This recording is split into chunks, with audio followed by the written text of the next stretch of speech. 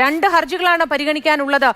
സർക്കാർ 2:30-ക്ക് ഈ റിപ്പോർട്ട് പുറത്തുവിടും എന്ന് പറഞ്ഞപ്പോൾ എത്രയും പെട്ടെന്ന് കോടതിയിൽ ഇത് പരിഗണിക്കുന്ന ഒരു അവസ്ഥയിലേക്ക് കാര്യങ്ങൾ വന്നിരിക്കുന്നു. അങ്ങനെയെങ്കിൽ 1 മണിക്ക് 1:30-ക്ക് ഈ കാര്യങ്ങൾ പരിഗണിക്കുക അല്ലെങ്കിൽ ഈ ഹർജി പരിഗണിക്കുക എന്നൊരവസ്ഥയിലേക്ക് വരുന്നു. 2 ഹർജികളും ഇന്ന് പരിഗണിക്കുമോ?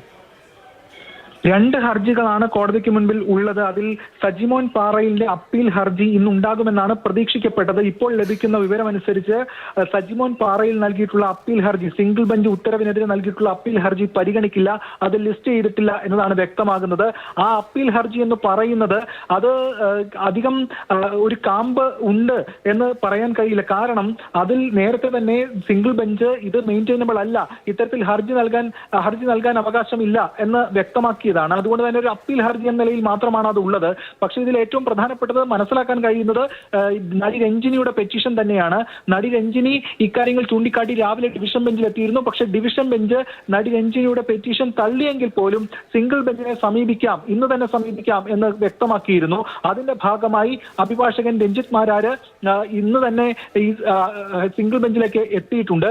അതിൽ ഹർജി സിംഗിൾ ബെഞ്ചിന് സമർപ്പിക്കുന്ന ആ ഒരു നടപടിയുമാണ്. ഇപ്പോൾ അല്പസമയത്തിനകം തന്നെ ജസ്റ്റിസ് VG അരുണിന്റെ സിംഗിൾ ബെഞ്ച് കോടതി ചേരും. കോടതി ചേരുന്ന ഘട്ടത്തിൽ ഈ കാര്യം മെൻഷൻ ചെയ്യും എന്നാണ് അഭിഭാഷകൻ രഞ്ജിത്ത് മാരാർ അല്പസമയം മുമ്പ് നമ്മളോട് വ്യക്തമാക്കിയത്. സുപ്രീം കോടതിയിലെ മുതിർന്ന അഭിഭാഷകൻ കൂടി രഞ്ജിനിക്ക് വേണ്ടി ഹാജരാകുമെന്ന സൂചനകൾ ഈ ഘട്ടത്തിൽ പുറത്തേക്ക് വരുന്നുണ്ട്. എന്തായാലും കോടതി ചേർന്നിട്ടില്ല.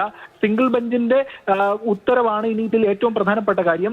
നേരത്തെ സിംഗിൾ ബെഞ്ച് ഈ സജിമോൻ പാറയിലിന്റെ പെറ്റീഷൻ അത് തള്ളിയിരുന്നു. അതുകൊണ്ട് തന്നെ രഞ്ജിനിയുടെ പെറ്റീഷന്റെ ഭാവി എന്ത് എന്ന് കാത്തിരുന്ന് കാണേണ്ടതാണ്. അല്പസമയത്തിനകം ഈ പെറ്റീഷൻ കോടതിക്ക് മുന്നിലേക്ക് വരും. അതിൽ കോടതി എന്ത് തീരുമാനമെടുക്കുന്നു എന്നത് ആണ് ഇനി ഇതിന്റെ ഏതെങ്കിലും തരത്തിലുള്ള ഒരു നിയമ സംവിധാനവുമായി ബന്ധപ്പെട്ട് ഈ റിപ്പോർട്ടിന്റെ പുറത്തുവരവിലേക്ക് ഉതകുന്ന ഒരു ഘട്ടത്തിൽ ഒരു പ്രധാനമായ കാര്യം. പക്ഷേ അങ്ങനെ ഉണ്ടായില്ല എങ്കിൽ 2:30-ക്ക് തന്നെ ഈ റിപ്പോർട്ട് പുറത്തേക്ക് വരും. എന്തായാലും അല്പസമയത്തിനകം തന്നെ കോടതി ചേരും. കോടതി ചേരുമ്പോൾ ഈ രഞ്ജിനിയുടെ ഭാഗമായി പറയാൻ പോകുന്നത് ഇത്തരത്തിൽ രാവിലെ ഡിവിഷൻ ബെഞ്ചിനെ സമീപിച്ചിരുന്നു, തന്റെ മൊഴി പുറത്തു വരുന്നതുമായി ബന്ധപ്പെട്ട അടക്കം ആശങ്കയുണ്ട്, അതുകൊണ്ട് ഇക്കാര്യങ്ങൾ കുറെ കൂടി പരിശോധിക്കപ്പെടണം എന്ന കാര്യം മുന്നോട്ട് വെച്ചിരുന്നു. പക്ഷേ അത് തള്ളുകയാണ് ഉണ്ടായത്. തുടർന്ന് ഡിവിഷൻ ബെഞ്ച് സിംഗിൾ ബെഞ്ചിനെ സമീപിക്കാൻ പറഞ്ഞിരുന്നു. അതുകൊണ്ട് ഇപ്പോൾ പുറത്തേക്ക് വരാൻ പോകുന്ന റിപ്പോർട്ടുണ്ട്, അതിനു മുൻപായി ഇക്കാര്യങ്ങൾ ചെയ്യണം എന്നൊരാവശ്യമായിരിക്കും രഞ്ജിനിയുടെ അഭിഭാഷകൻ മുന്നോട്ട് വയ്ക്കുക. അതിൽ കോടതി എന്ത് നിലപാട് സ്വീകരിക്കുമെന്ന് കാത്തിരുന്ന് കാണേണ്ടതാണ്. അത് അനുവദിച്ചാൽ, ഒരു ദിവസത്തേക്കെങ്കിലും കേൾക്കാൻ അനുവദിച്ചാൽ ഇന്ന് ഈ റിപ്പോർട്ട് പുറത്തു വരാൻ സാധ്യതയില്ല. അത് പക്ഷേ വിദൂരമായിട്ടുള്ള ഒരു ഓപ്ഷൻ മാത്രമാണ്, അല്ലെങ്കിൽ വിദൂരമായിട്ടുള്ള ഒരു സാധ്യത മാത്രമാണ്. അല്ലെങ്കിൽ സാധാരണഗതിയിലാണെങ്കിൽ ഈ റിപ്പോർട്ട് ഇപ്പോൾ പുറത്തു വരും. പക്ഷേ ഈ 2:30 വരെയുള്ള സമയം ആണ്, അതിൽ ഒരു അരമണിക്കൂറത്തെ ഒരു കാര്യമാണ് ഇതിൽ ഉള്ളത്. പക്ഷെ അതിനു മുൻപേ വേണമെങ്കിൽ സർക്കാരിന് പുറത്തുവിടാമായിരുന്നു. എന്തായാലും സിനിമയെ വെല്ലുന്ന ട്വിസ്റ്റാണ് ഇതുമായി ബന്ധപ്പെട്ട് ഇപ്പോൾ നടന്നുകൊണ്ടിരിക്കുന്നതെന്ന് പറയാതിരിക്കാൻ നിർവാഹമില്ല.